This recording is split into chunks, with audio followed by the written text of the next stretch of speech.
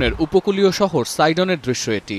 শেষ কবে এত লম্বা ট্রাফিক দেখেছিলেন এই শহরের বাসিন্দারা তা জানা নেই কারোরই। ছোট ছোট মাইক্রোবাসের পেছনের ডালা খুলে কোনো মতে গাদাগাদি করে বসে আছেন একই পরিবারের 6 থেকে 7 জন সদস্য।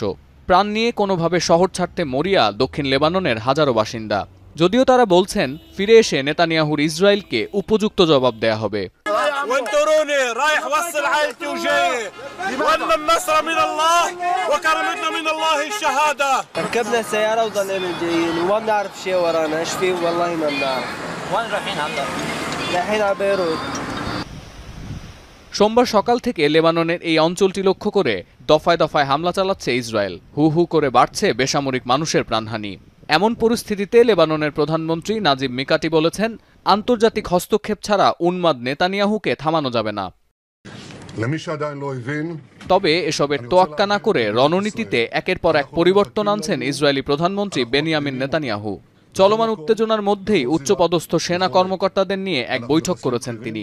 আগামী দিনগুলো আইডিএফ সেনাদের জন্য সহজ হবে না উল্লেখ করে তিনি জানান, লেবাননের উত্তরে যে এলাকাগুলোতে হিজবুল্লাহ ঘাঁটি স্থাপন করে ইসরায়েলের দিকে রকেট হামলা চালাচ্ছে সেখানে এখন নজর দেবে তেল আবিব।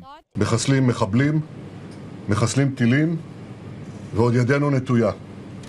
מי שמנסה לפגוע בנו, אנחנו פוגעים בו וביתר שאת.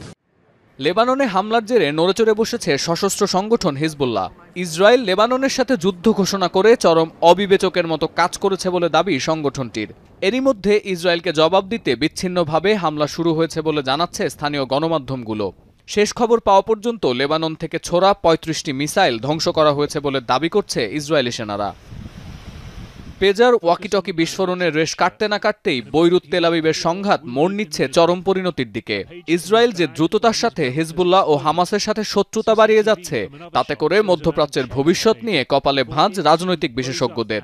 শেষ পর্যন্ত দুটি আলাদা প্রতিপক্ষকে সম্মুখ সমরে কিভাবে মোকাবিলা করবেন নেতানিয়াহু, এখন সেদিকেই তাকিয়ে গোটা বিশ্ব।